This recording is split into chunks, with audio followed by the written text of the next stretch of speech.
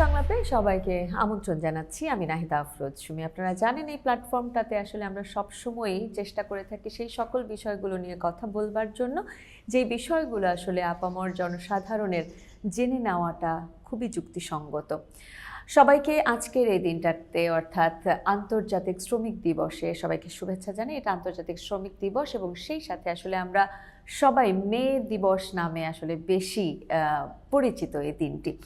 এই দিনটাকে কেন্দ্র করে আসলে সেই বিষয়গুলো নিয়ে কথা বলার চেষ্টা করব, যেখানে আসলে আমাদের শ্রমিকরা কেমন আছেন। আমরা চারপাশে দেখতে পাচ্ছি যে আসলে নানা রকমের উদযাপন চলে, আমরা এই দিনগুলোকে আসলে অ্যাকনলেজ করার চেষ্টা করি, কিন্তু তার পরিপ্রেক্ষিতে আসলে অবস্থানটা কোথায় আছে একজন শ্রমিকের, তারা কতটা নিরাপদভাবে কাজ করতে পারছে, এই সংক্রান্ত বিষয় নিয়ে কথা বলবো। এবারের শ্রমিক দিবসের প্রতিপাদ্য বিষয় হচ্ছে সুস্থ শ্রমিক কর্মঠ হাত, আসবে এবার নবপ্রভাত। নবপ্রভাত আসলে কতটা আসবে বা এলো, সেই বিষয় নিয়ে কথা বলবার জন্য দুজন আমন্ত্রিত অতিথি আজ আমাদের সাথে রয়েছেন। আমাদের সাথে আজ উপস্থিত রয়েছেন সৈয়দ সুলতান উদ্দিন আহমদ, নির্বাহী পরিচালক, Bangladesh Institute of Labour Studies BILS, এবং সেই সাথে রয়েছেন আজকের আরও একজন অতিথি শাহিদা পারভিন শিখা, সভাপতি নারী শ্রমিক ট্রেড ইউনিয়ন কেন্দ্র। আপনাদের দুজনকে স্বাগত জানাচ্ছি। আমি অত্যন্ত আনন্দিত আজকে আপনাদের সাথে পেয়েছি এবং এমন একটা বিষয় নিয়ে কথা বলবো যার সঙ্গে আসলে আপনারা ওতপ্রোতভাবে জড়িয়ে আছেন, কাজ করে যাচ্ছেন। আমি শুরুতেই যদি সৈয়দ সুলতান উদ্দিন আহমদ স্যার আপনার কাছে একটু জানতে চাই যে আমরা বলছি যে বর্তমান আধুনিক সময়টাতে কলকারখানায় অটোমেশন করা হয়েছে, কর্মপরিবেশ বা কাজের জায়গাটার উন্নতি ঘটেছে, কিন্তু আসলে বাস্তবিক জায়গাটা কি, শ্রমিকের অবস্থান থেকে যদি চিন্তা করি তাহলে আসলে বর্তমানে তারা কতটা নিরাপত্তার সঙ্গে কাজ করতে পারছে, আপনার অভিমত কি? অনেক ধন্যবাদ আমাকে আমন্ত্রণ জানাবার জন্য। সবাইকে মে দিবসের শুভেচ্ছা। নিরাপত্তার সাথে কাজ করতেছে না, যদি আজকের পত্রিকা দেখা যায় তাহলে বোঝা যাবে। গত 10 বছরের যদি পরিসংখ্যান আমরা নিই তাহলে দেখব যে আপনার খুব নিয়ম করেই বিভিন্ন কারখানায় এই দুর্ঘটনা বা অবহেলাজনিত হত্যাকাণ্ডগুলো ঘটে। সুতরাং প্রযুক্তির সাথে সাথে নিরাপত্তার উন্নয়ন হয়েছে এটা আসলে কিন্তু বলা যাবে না। হ্যাঁ হয়েছে, হ্যাঁ প্রযুক্তির কারণে শ্রমিকের সংখ্যা কমেছে। শ্রমিকের সংখ্যা কমার কারণে কিছু পরিবেশের আপনার দেখা যায় যে বসার জায়গা বা অন্যান্য ক্ষেত্রে উন্নয়ন হয়েছে। সুতরাং আমাদের তথ্য বলে না যে প্রযুক্তির উন্নয়নের কারণে পরিবেশের উন্নতি হয়েছে। একটি শিল্পে রানা প্লাজার তাজরিন এবং রানা প্লাজার সেই অবহেলাজনিত হত্যাকাণ্ড যা ঘটেছিল, তারপর একটি শিল্পে দেশে জাতীয় আন্তর্জাতিক উদ্যোগের কারণে নিরাপত্তা পরিবেশের উন্নতি হয়েছে কিছুটা, কিন্তু দুঃখজনকভাবে সেটা আমরা অন্যান্য শিল্পের ক্ষেত্রে দেখতে পারিনি বা চেষ্টাই করা হয়নি। তাহলে বলছেন যে পোশাক শিল্পে আসলে একটা পরিবর্তন এসেছে, বাট অন্যান্য নিরাপত্তার ক্ষেত্রে মনে রাখতে হবে পোশাক শিল্পে আবার বেশি নারী শ্রমিক কাজ হারাচ্ছে আপনার প্রযুক্তির কারণে, হ্যাঁ অটোমেশনের কারণে। তাহলে আপনার মানে এই যে পরিবর্তনটা আসছে না বা নিরাপত্তার জায়গাটা আমরা আসলে ওইভাবে নিশ্চিত করতে পারছি না, তার পেছনে আসলে কারণগুলো কি, কেন পারছি? অনেকগুলো কারণ। প্রথম কারণ হচ্ছে যে এই সংক্রান্ত যে ঘটনাগুলো ঘটেছে অতীতে তার কোনোটা বিচার হয়নি। সুতরাং একটা বিচারহীনতার সংস্কৃতি তৈরি হচ্ছে। যখনই আপনার কোনো ঘটনা ঘটে 2-3 দিন আমরা খুব উত্তেজিত থাকি, বিবৃতি ব্যবস্থা গ্রহণ এগুলো হয়, কিন্তু পরে কিন্তু এটা নিয়ে আর তেমন কিছু হয় না। মানে কোনো মামলারই বিচার এখন পর্যন্ত হয়নি রানা প্লাজা সহ, এবং শুধু একজনই গ্রেপ্তার আছে, আর কেউ গ্রেপ্তারও নেই কোনো মামলায়। আপনি যে হাসিম ফুড ফ্যাক্টরিতে নারায়ণগঞ্জে প্রায় 55টা শিশু মারা গেছে পুড়ে, সেটার কোনো কিছু নেই। সুতরাং বিচারহীনতা সংস্কৃতির প্রধান কারণ। আর দ্বিতীয় অনেকগুলো কারণ আছে, তার মধ্যে আরেকটা কারণ হচ্ছে যে শ্রমিকের জীবনের প্রতি এক ধরনের অবজ্ঞা সমাজে সবসময় থাকে। হ্যাঁ, যে শ্রমিক মারা গেছে, আচ্ছা একটা কারখানা দুর্ঘটনা ঘটবে, মানুষ মারা যাবে, মানুষের প্রতি একটা জীবনের প্রতি একটা সংবেদনশীলতা কমে গেছে আমাদের দুর্ঘটনা দেখতে একটা সময় এমন ছিল যে একজনের মৃত সংবাদ শুনলে মানে দুর্ঘটনার কবলে পড়ে যদি কেউ মারা যেত তখন আমাদের মধ্যে এটা হাসফাস অবস্থা হতো। আর এখন আসলে দিনের পর দিন আমরা চোখের সামনে এত কিছু দেখে যাচ্ছি যে সবকিছু আসলে সহনশীল হয়ে যাচ্ছে আমাদের কাছে। সমাজের যে এই সংস্কৃতিটা, এটা খুব মারাত্মক, কারণ সমাজ প্রতিবাদী হচ্ছে না। যে কারখানায় ঘটনা ঘটে আমরা অনেকগুলো জায়গায় দেখেছি, এর আগে গত বছর আমরা দেখেছি মিরপুর শিয়ালবাড়িতে, সেখানে একদম সমস্ত রেসিডেন্সিয়াল এরিয়ার মধ্যে কারখানাটা, কেউ প্রশ্ন তোলেনি কি ভয়াবহ যেটা হবে। অবস্থা। হ্যাঁ, এই যে মানে জনসংস্কৃতি, সচেতনতা এবং একটা নিরাপদ এবং স্বাস্থ্যসম্মত কর্মপরিবেশের যে প্রভাব সমাজের জন্য দরকার, কারখানার শ্রমিক শুধু না, কারখানার শ্রমিক, সেই ব্যাপারটা আমরা তুলে আনতে পারিনি। আইনের যথেষ্ট দুর্বলতা আছে, আইনে শাস্তির পরিমাণ একদম নামমাত্র। আপনার অবহেলাজনিত কারণে প্রচুর লোক মারা গেলে 4 বছরের কারাদণ্ড, ক্ষতিপূরণ একদম নামমাত্র 2 লক্ষ এবং আমার এটা নিয়ে একটা স্পেসিফিক কোয়েশ্চেনই আছে স্যার, আমি সেটা নিশ্চয় আর একটু বিস্তারিতভাবে জানবো, কারণ আসলে আমরা অবহেলার কথা বলছি, আমরা চারপাশে আমরা প্রত্যেকেই আসলে নিজেদেরকে তো একজন সচেতন নাগরিক হিসেবে চিন্তা করি। সেই জায়গা থেকে আসলে আইন কি বলে সেটাও আমাদের খুব পরিষ্কারভাবে জানাটা খুব দরকার, কারণ আমি কোন জায়গাটাতে স্ট্যান্ড করতে পারি সেটাও আমার জানাটা খুব দরকার। আমি ওই জায়গাটাতে আসছি স্যার, আমি একটু শিখাপ আপনার কাছে জানতে চাই। স্যার কিছুক্ষণ আগেই বলছিলেন যে নারী শ্রমিকের কাজের জায়গাটা হারাচ্ছে প্রযুক্তির উন্নয়নের কারণে, সেই জায়গাটাতে আসি, কিন্তু তারও আগে যেটা জানতে চাইবো যে নারী শ্রমিকের সংখ্যা সবচেয়ে বেশি হচ্ছে পোশাক শিল্পে। এই জায়গাটাতে যদি আমি একজন নারী হিসেবে যেই জায়গাগুলোতে আমাদের অধিকারটা খুব স্ট্রং, যেমন যদি চিন্তা করে থাকি যে মাতৃত্বকালীন সুবিধা কিংবা শিশুদের জন্য, মানে যখন আফটার মাদার তিনি যখন সন্তানকে নিয়ে আসছেন তখন আসলে সেখানে ডে কেয়ার সেন্টার বা এই ধরনের কোনো সুযোগ সুবিধা পাচ্ছে কিনা, কিংবা যদি আরও বিস্তারভাবে জানতে চাই যে যৌন হয়রানি এত বড় একটা মানে বিষয়, এই যৌন হয়রানি মুক্ত পরিবেশ নিশ্চিত করা যাচ্ছে কিনা পোশাক শিল্পে নারীদের জন্য, আপনি কি বলবেন? ধন্যবাদ আমাকে এখানে আমন্ত্রণ জানানোর জন্য। সকলকে মে দিবসের শুভেচ্ছা। আসলে আমরা যখন মানে শ্রম বাজারে নারীর সংখ্যা, আমরা যেটা গবেষণা দেখি এবং দেখেছি, শ্রম বাজারে কিন্তু নারী শ্রমিকের সংখ্যা অনেক বেশি, যেটা এখন মানে মানে কাউন্ট করা যায় আর কি, অনেক অনেক বেশি আর কি। পুরুষ শ্রমিকের থেকে নারী শ্রমিকরা অনেক বেশি, এবং সেই জায়গাটা সবচেয়ে বেশি পোশাক শিল্পে। সে 80 সাল থেকে শুরু হয়েছে, কারণ আমরা তো শ্রমিক আন্দোলন করি অনেক আগের থেকে আর কি।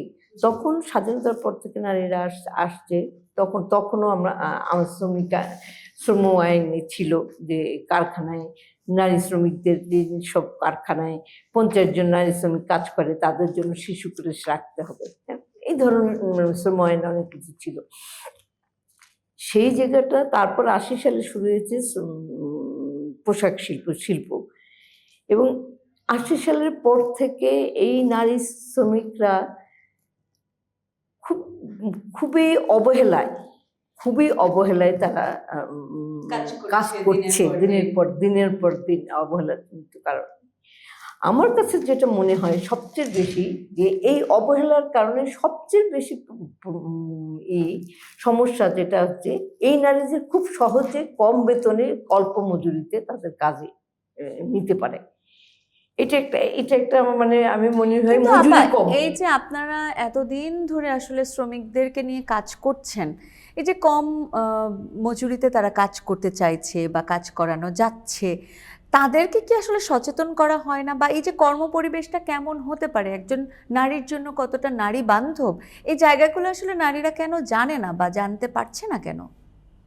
1 নম্বর হচ্ছে যে আমাদের দেশে এই নারী শ্রমিকরা, গ্রাম থেকে উঠে আসা নারী শ্রমিকরা পোশাক শিল্পে উঠে আসা নারীরা, তারা কাজ পেয়েছে, যেভাবেই হোক কাজ পেতে, তার প্রয়োজনীয় তাগিদে হোক, পরবর্তী থেকে তার চেতনা বোধ কিন্তু পরিবর্তন হয়েছে। সেই প্রয়োজনীয় তাগিদে তারা কাজ করছে। সেই জায়গাতে ট্রেড ইউনিয়নগুলি, আমাদের শ্রমিক আন্দোলন সেই জায়গাটা ঢুকতে পারছে না, মানে ট্রেড ইউনিয়ন করতে দেওয়া হচ্ছে না। এইটা একটা মানে সবচেয়ে বড় যেটা প্রবলেম, যে শ্রমিক আন্দোলন ট্রেড ইউনিয়ন করার অধিকার আছে, কিন্তু আমাকে করতে দেবে না মালিক। সুতরাং সেই জায়গাটা সচেতন করাটা খুব কিন্তু কঠিন এই আর যে কি। মানে যারা ট্রেড ইউনিয়নের কথা বলছিলেন, তো সেটাকে তো আসলে সামটাইমস দেখা যায় যে যে কারণ মানে কি কারণে আসলে করতে দিবে না, কারণ একজন শ্রমিক বা একাধিক শ্রমিক একটা দলনেতা বা দলের আন্ডারে থাকছে, তো সেক্ষেত্রে কেন করতে দেওয়া হয় না? এটা কেন মালিকরা এটাতে স্বাচ্ছন্দ্য বোধ করেন না? সেই জায়গাটা মালিকের অনেক সমস্যা হয়। তারা সংগঠিত হইলে মালিক তার কারখানা যথেচ্ছ চালাতে ব্যবহার করতে পারে না। যথেচ্ছ ব্যবহার করতে পারে না। একটা শ্রমিক সংগঠিত হইলে তার কিছু আইন আছে, তার কিছু নিয়ম আছে। যেমন প্রসূতিকালীন ছুটি, একটা কারখানায় 40 জন থাকলে তাকে প্রসূতিকালীন ছুটি দিতে হবে। তার উপর কোনো যৌন হয়রানি করতে পারবেন না। তারপরে তাকে কোনো ভারী কাজ দিতে পারবে না আর কি। কতগুলো আইন নারী শ্রমিকদের জন্য আছে, সেই নির্দেশনা রয়েছে শ্রম আইনে, এবং সেই আইনগুলো তাদেরকে মানতে হবে। শুধু ট্রেড ইউনিয়ন করতে গেলে সেই সংগঠিত শক্তি তারা স্বাভাবিকভাবেই তাদের এই দাবিগুলো তারা উত্থাপন করবে, এবং উত্থাপন করাটা মালিকরা সেটা পছন্দ করবে না, করবে তাদের না এবং নীতির বাইরে চলে যায়। মানে তারা যেমন করে কাজ করতে চাইছেন তেমন করে আসলে কাজ করতে পারেন না। পারেন না। সুতরাং সেই কিন্তু আবার জায়গাটা আমি মনে নারীরাও করি- কি এখানে সচেতন নয়? কারণ আপনার কথা থেকে আমি এতটুকু স্পষ্ট হলাম যে আসলে যেমন কর্মপরিবেশ আমরা এক্সপেক্ট করি সেরকম কর্মপরিবেশ আসলে নেই। মাতৃত্বকালীন ছুটির ক্ষেত্রেও আসলে বাধা পেতে হয়, কিংবা বেগ পোহাতে হয় ছুটি কাটানোর ক্ষেত্রে, কিংবা আসলে যদি ডে কেয়ার সেন্টারের কথা বলি সেটাও আসলে তেমনভাবে হয়তো নেই, আমি আপনার কথায় যতটুকু বুঝতে পেরেছি। তো এই জায়গাগুলোতে নারীরা কেন সচেতন হচ্ছে না? ওইখানে আপনারা কতটুকু কাজ করতে পারছেন? নারীরা সচেতন নয়, এটা ট্রেড ইউনিয়ন একটা সংগঠিত শক্তি, যেটা ট্রেড ইউনিয়ন না থাকলে দাবি উত্থাপন করবে কোথাতে? আমার ট্রেড ইউনিয়নের মাধ্যমে আমি আমার দাবিটা উত্থাপন করব। সেই জায়গাটা সংগঠিত হতে তারা দিচ্ছে না। ট্রেড ইউনিয়ন করার অধিকার আছে, কিন্তু তারা দিচ্ছে না। তার কিছু ট্রেড ইউনিয়ন থাকলে সেটা মালিকের পকেটের ট্রেড ইউনিয়ন, এরকমও অনেক জায়গা হয়। সুতরাং নামে মাত্র হয়তো একটা ট্রেড ইউনিয়ন করে রাখছি। সেই জায়গাতে সচেতনতা, বরং ট্রেড ইউনিয়ন যদি করি সেই ট্রেড ইউনিয়নের নেতাদের তারা চাকরিচ্যুত করে দিচ্ছি।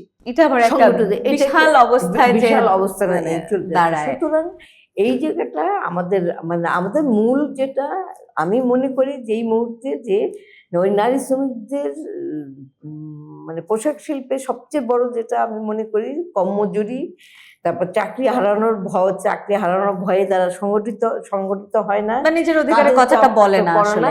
আর সবচেয়ে বেশি তারা সংগঠিত হতে দেয় না ট্রেড ইউনিয়ন করার অধিকার না। ট্রেড ইউনিয়ন করার অধিকার না হলে আমি আমার দাবিটা উত্থাপন করতে পারবো না। তাহলে এই জায়গাটাতে আরো স্ট্রংলি কাজ করার একটা সুযোগ রয়ে গেছে। আমি স্যারের কাছে একটু আসছি, আপা আপনার কাছে আমি আবার পরবর্তীতে জানতে চাইবো।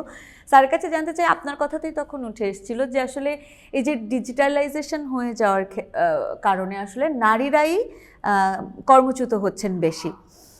এই যে নারীদের দক্ষতা বৃদ্ধির ক্ষেত্রে কিংবা আসলে তাদেরকে বিকল্প কাজের ব্যবস্থা করার ক্ষেত্রে আসলে কি কি করা যেতে পারে? কারণ নারীরা মানে কাজটা হারিয়ে তো ঘরেই বসে যাচ্ছে, তাতে করে তো আসলে তাদের জীবনমানের উন্নয়ন কিছু হচ্ছে না, কিন্তু তাদের তো আসলে উন্নতির প্রয়োজন রয়েছে। সেখানে কি করণীয় আমাদের? প্রথম সেটা হচ্ছে আমাদের এখনো দক্ষতা উন্নয়নের যে কর্মসূচি সরকারের এবং বেসরকারি ক্ষেত্র, সবগুলো হচ্ছে যারা শ্রমবাজারে ঢুকতে চাচ্ছেন তাদের জন্য।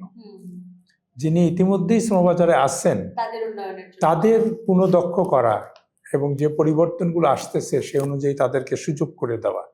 হ্যাঁ, এটা আমাদের হয়নি, এখনো গড়ে ওঠেনি। আমরা ধরে নিয়েছি যিনি কাজে ঢুকতে চান, একজন যুব শ্রেণী, তাকে দক্ষ করে দেওয়া। 1 2 নম্বর হচ্ছে দক্ষতার আরেকটা ব্যাপার হচ্ছে আমরা সবসময় লো স্কিল দক্ষ লোক তৈরি করতেছি। ডোমেস্টিক ওয়ার্কার, অটোমোবাইলের মেকানিক্স, এরকম খুব হাই লেভেলের হাইটেক দক্ষ লোক আমরা ওই মনোজগতে আমরা এখন আসিনি যে আমাদের লোকজন এটাও করতে পারে। তো ওই যে যিনি কাজে আসছেন তার যে আবার পূর্ণ দক্ষতা দরকার, নাহলে সে কাজ হারাবে, এটার ব্যাপারে খুব বেশি পরিকল্পনা এখনো তৈরি হয়নি। এবং এখানে সবচেয়ে বড় যে গ্যাপ সেটা হচ্ছে কি ধরনের অটোমেশন হবে, এটি তো প্রথম জানবে শিল্পর পক্ষ থেকে এটা জানাতে হবে সরকারের সংশ্লিষ্ট কর্তৃপক্ষকে যে আগামী 10 বছরে আমাদের শিল্প কিন্তু এভাবে রূপান্তরের প্রক্রিয়ার মধ্যে দিয়ে যাবে। এত হাজার মেশিন আসবে, এত হাজার মেশিন আসতে গেলে এতজন শ্রমিক চাকরি হারাবে এবং এতজন শ্রমিককে আবার পুনঃদক্ষ করে এখানে যুক্ত রাখা যাবে। ওই কর্তৃপক্ষ অর্থাৎ শিল্প বা সরকারের সংশ্লিষ্ট কর্তৃপক্ষ, বাংলাদেশের ক্ষেত্রে দক্ষতা উন্নয়ন কর্তৃপক্ষ যেটা আছে, শ্রম মন্ত্রণালয় যিনি এমপ্লয়মেন্টের যুক্ত, প্লাস একাডেমিক ইনস্টিটিউশনগুলো যে যারা দেয় শিক্ষা, তাদের মধ্যে একটা সমন্বয় হতে হয়। অন্যান্য দেশে তাই হয়, একটা চাহিদাপত্র থাকে, হ্যাঁ, যে 5 বছরের মধ্যে কি কি ধরনের পরিবর্তন আসতে পারে, সেই অনুযায়ী মানুষকে তৈরি করা হয়। যাদেরকে রাখা যাবে তাদের পুনঃদক্ষ করা হয়, আর যাদেরকে কোনোভাবেই নেওয়া যাবে না তাদের জন্য বিকল্প কর্মসংস্থান। এটা সবচেয়ে একটা বড় সমস্যা। আর এর সাথে একটা সমস্যা আছে, ইভেন কি একজন ব্যক্তি শ্রমিকও যদি মনে করে যে সে আবার তার দক্ষতার উন্নয়ন ঘটবে, আইনে তার ছুটি পাওয়ার, সবেতন ছুটি পাওয়ার বা তাকে যে তার মালিক আপনার অনুমোদন দিবে, সুযোগটা করে দিবে, সেই সুযোগটা আমার আইনে নেই। অর্থাৎ আমাদের আইনটা এখনো শ্রমিকের বাংলাদেশের এই যে রূপান্তর হচ্ছে, প্রযুক্তিগত রূপান্তরটা শিল্পে, এর সাথে তাল মিলিয়ে শ্রম আইনটাকে সমন্বয় করা হয়নি, যার জন্য প্রশিক্ষণ এটা কোনো আপনার গুরুত্বপূর্ণ ব্যাপার না, বিশেষ করে শ্রমিকদের জন্য।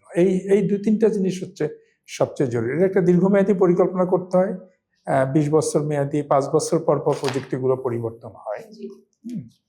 তো এবং সেই অনুযায়ী এটা বলাই হয় এখনকার দিনে প্রযুক্তির উন্নয়নের ক্ষেত্রে 2-3টা জিনিসকে বলা। একটা হচ্ছে প্রস্তুতি, যে দেশ যত বেশি প্রস্তুত করতে পারবে তার শ্রম জগৎকে, শিল্পকে, সে টিকে যাবে হ্যাঁ।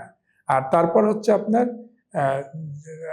মানে আজীবন প্রশিক্ষণের ব্যবস্থা, এটা বলাই হয় ইংরেজিতে যে লাইফ লং লার্নিং, যে আপনাকে প্রতিদিনই শিখতে হবে। আমরা যারা বয়স হয়ে গেছে এখন আমাদের পর্যায়ে কিন্তু শিখতে হয়, হ্যাঁ। একটা সোশ্যাল মিডিয়া তৈরি হচ্ছে, ইমেইলের একটা ভার্সন আসতেছে, আপনার এগুলো সব আমাদের এভরিডে চেঞ্জেস আসছে, সো সেটার সাথে আসলে নিজেকে পরিচয় করিয়ে নেওয়াটা পরিকল্পনা, জি, প্রস্তুতি এবং আপনার জীবন ভিত্তিক আজীবনের শিক্ষার যে ব্যবস্থা, এটা ব্যবস্থা করতে হবে, নাহলে কিন্তু হবে না। এবং নারীরা পিছিয়ে থাকে এই ব্যবস্থার মধ্যে, তাদের অংশগ্রহণ খুব কম। ধরেই নেওয়া হয় যে নারী বড় মেশিন চালাতে পারবে না, নারী বড় প্রযুক্তির সাথে খাপ খাওয়াতে পারবে না। এই যে ধরে নেওয়ার যে মানসিকতা, এটা একটা সবচেয়ে, নারীর প্রতি এখনো আমরা ততটা আস্থা রাখতে পারছি না, কিন্তু আসলে সবচেয়ে বেশি কাজের জায়গাটা বা দক্ষতার জায়গা তারা দেখাচ্ছেন, বারবার করে প্রমাণ করার পরেও আসলে তাদের উপরে আমরা ভরসা রাখতে পারছি না। তাদেরকে আপনি স্যার কথায় বারবারই উঠে আসছিল শ্রম আইনের কথা। আমি দুজনের কাছে এই প্রশ্নটি রাখতে চাই। আমি স্যারের কাছে এই প্রশ্নটা আগে করছি, তারপরে আপনার কাছে আসছি, যে বর্তমান শ্রম আইনে শ্রমিকদের অধিকার রক্ষায় যে বিধানগুলো রয়েছে, সেই বিধানগুলো সম্পর্কেও একটু জানতে চাইবো, এবং সেটার সাথে সাথে আসলে সেগুলো বাস্তবায়নে আমাদের কি করণীয় রয়েছে সেটাও একটু জানতে চাইবো। এখানে একটা জিনিস আপনার আগের আলোচনার ভিত্তিতে বলি, যে শ্রমিক সচেতন না, যেটা বলেছেন, শ্রমিক সচেতন হওয়া তো খুবই জরুরি, কিন্তু মনে রাখতে হবে শ্রমক্ষেত্রে শ্রমিক সচেতন হয় যথেষ্ট না, এর সাথে আরো অনেকগুলো জিনিস যুক্ত। একজন ব্যক্তি শ্রমিক জানে যে এখানে যেভাবে তারটা রাখা হয়েছে এটা বিপজ্জনক, কিন্তু সে বললে তার চাকরি চলে যাবে, ঠিক আছে। অর্থাৎ তার পিছনে একটা শক্তিশালী সংগঠন থাকতে হবে, সে সংগঠিত কিনা, এটা যেটা আপা বারবার বলছিলেন। দুই হচ্ছে আইন সাপোর্ট করে কিনা সেটা। সুতরাং আইন বাস্তবায়নের জন্য মনিটর একটা বড় ব্যাপার। এখানে আমাদের এই জন্যই কিন্তু পরিদর্শন ব্যবস্থা করা হয়। এমন কোনো আইন কোনোদিন সক্রিয়ভাবে চলে না। আইন একটা সাধারণ পরিবেশ তৈরি করে যে কাউকে আঘাত করা যাবে না, কিন্তু যিনি আঘাত করবেন তার আবার এটা শাস্তি হলে আর 10 জন জানবে যে আঘাত করেছে, তার মানে কর্তৃপক্ষ থাকতে হবে। অর্থাৎ আইন যেটা আছে, প্রথম কথা হচ্ছে আইনে আমাদের সব ধরনের অধিকারকে নিশ্চিত করা হয়নি সব শ্রমিকদের। এখানে মনে রাখতে হবে, আমরা যখনই কথা বলি, আইন কিন্তু হচ্ছে বাংলাদেশে এই 10 থেকে 20% শ্রমিকের সুরক্ষা। বাংলাদেশের 80 থেকে 85% শ্রমিকের কোনো আইনের সুরক্ষা নেই। যেমন গৃহ শ্রমিক, আপনার এই যে দিন মজুর, রিক্সাওয়ালা, এদের কিন্তু আইনের সুরক্ষা নেই। অর্থাৎ প্রথম হচ্ছে আইনে, আমরা যখন মে দিবস নিয়ে কথা বলবো, আমাদেরকে মনে রাখতে হবে যে আমাদেরকে সকল শ্রমিককে নিয়ে কথা বলতে হবে। এটা হচ্ছে প্রথম শর্ত, যে আইনটাকে সবার জন্য করতে হবে। যখনই আইনটা সবার জন্য হবে, তখন এই আইনের দুর্বলতা, আইন মানা, আইন আপনার বিঘ্নিত হলে সবার প্রতিবাদ, এটা জোরালো হবে। এখন যেহেতু মুষ্টিমেয় লোকের জন্য এটি একটি, আর অবশ্যই ব্যাপক সচেতনতা দরকার, কিন্তু তার পাশাপাশি আইন যিনি বাস্তবায়ন করবেন সেই কর্তৃপক্ষের সক্রিয়তা এবং তার ক্ষমতা, হ্যাঁ, দৃষ্টিভঙ্গির পরিবর্তন হওয়া দরকার, কিন্তু সবসময় ওই মানে আইনের বাস্তবায়নে কিছু কঠোর বিধিবিধানও থাকতে হয়। বাংলাদেশের সমস্ত লোক জানে ঘুষ খাওয়া যাবে না,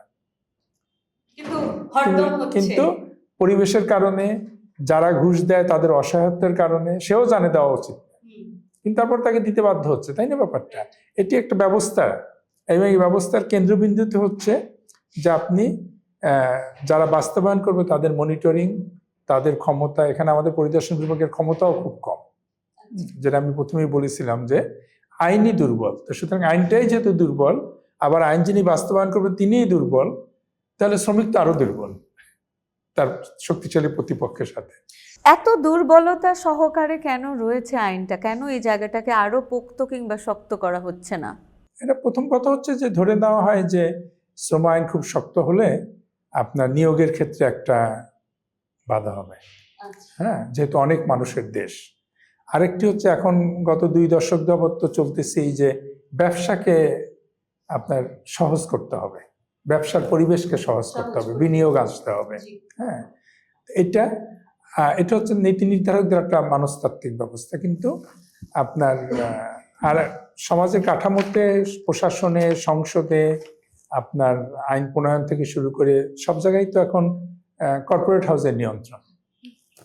তো সুতরাং তারা কখনোই চাবে না যে একটা শক্তিশালী আইন হোক, যার মাধ্যমে যদিও আলটিমেটলি তাদেরই লাভ হবে, শক্তিশালী আইন হলে তারা সচেতন হবে, তারা একটা নিয়মের মধ্যে চলে আসবে, কিন্তু সেটা তারা, আমরা তো নগদ সুবিধা বিশ্বাস করি, ওইটা তারা মানতে চায় না। বাকির লোভে কেউ আর আসলে বর্তমানকে গুছিয়ে নেওয়ার চেষ্টা, সামাজিক কাঠামোটাই যেহেতু একদম নিয়ন্ত্রিত হচ্ছে এখন ব্যবসায়ী গোষ্ঠী দ্বারা, রাজনীতি, আইন, নীতি নির্ধারণ, সরকার, সেহেতু এটার জন্য যে আবার এর বিপরীতে যে সংগঠিত প্রচেষ্টা দরকার শ্রমিক আন্দোলনে, সেখানে অনেকগুলো কারণে কিছু দুর্বলতা রয়ে গেছে। চেষ্টা চলতেছে, তাদেরকে অনেক প্রতিকূল অবস্থার মধ্যে কাজ করতেছে হয়। মে দিবস যখন আমরা পালন করি, আমরা তো এই ব্যাপারগুলো সোচ্চার হই। মে দিবস আমাদের সাহস যোগায়, সাহস যোগাবে আরো বছরের পর বছর ধরে, এবং এভাবেই আমরা আগাবো, এভাবেই আগাবো। আমাদেরও সেটাই বিশ্বাস। শিখা আপা, যদি আপনার মন্তব্যটা জানতে চাই যে আসলে শ্রম আইনে শ্রমিকদের অধিকার রক্ষার যে বিধানগুলো রয়েছে সেগুলোর বাস্তবায়নে আসলে আমাদের করণীয় কি বলে আপনি মনে করেন? ধন্যবাদ। সেটা হচ্ছে যে সুলতানের সাথে আমি একমত। আমার যেটা মানে অভিজ্ঞতা বলে যে আমরা যখন শ্রমিক আন্দোলনে এসছি তখন সংগঠিত সেক্টর অনেক ছিল, হ্যাঁ, যেটা সুলতান ভাই বললেন কর্পোরেট পুঁজি আর কি। সংগঠিত সেক্টর শ্রমিকদের সংগঠিত করা খুব সহজ ছিল, এবং ট্রেড ইউনিয়ন করতেও আমরা পেরেছি আর কি, হ্যাঁ।